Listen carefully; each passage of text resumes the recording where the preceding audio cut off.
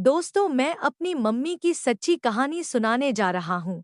अम्मी कमरे से सूटकेस उठा लाईं और उसमें रखा सामान बाहर निकालने लगी।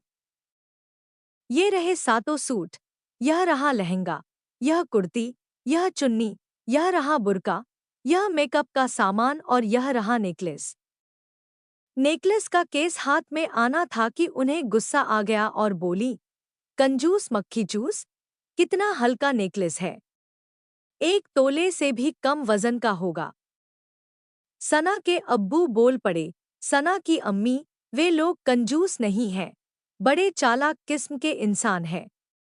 यह सोने का हार सना के मेहर में होता न और मेहर पर सिर्फ लड़की का हक होता है, इसलिए इतना हल्का बनवा कर लाए। जिनकी नियत में खोट होता है वे ही ऐसा करते हैं, इसलिए कि कोई अनबन हो जाए, मंगनी टूट जाए या फिर तलाक हो जाए तो ज्यादा नुकसान नहीं होता। हार वापस मिला तो मिला, न मिला तो न सही। सना के अब्बू ने थोड़ा दम लिया, फिर अपने दोस्त अबरार से बोले, अबरार भाई, यह सारा सामान उठा कर ले जाइए और उनके यहाँ पटक आइए। अबरार सोच विचार में गुम थे। कहाँ तो उन्हें हज पर जाने का मौका मिलने वाला था, अब कहाँ वे पचड़े में पड़ गए। शादी कराना कोई आसान काम है? नेकियां भी मिलती हैं, जिल्लत भी निबट जाए तो अच्छा, नहीं तो बड़ी फजीहत। सना के अब्बू दोबारा बोले, अबरार भाई, कहाँ खो गए? सामान उठाइए और ले जाइए। अबरार चौंक पड़े, फिर सामान सूटकेस में रखने लगे। सना के अब्बू कुछ याद करते हुए फिर बोले, और हाँ, उन्होंने यह जो 10,000 रुपए भिजवाए हैं, इन्हें भी लेते जाइए, उनके मुंह पर मार देना।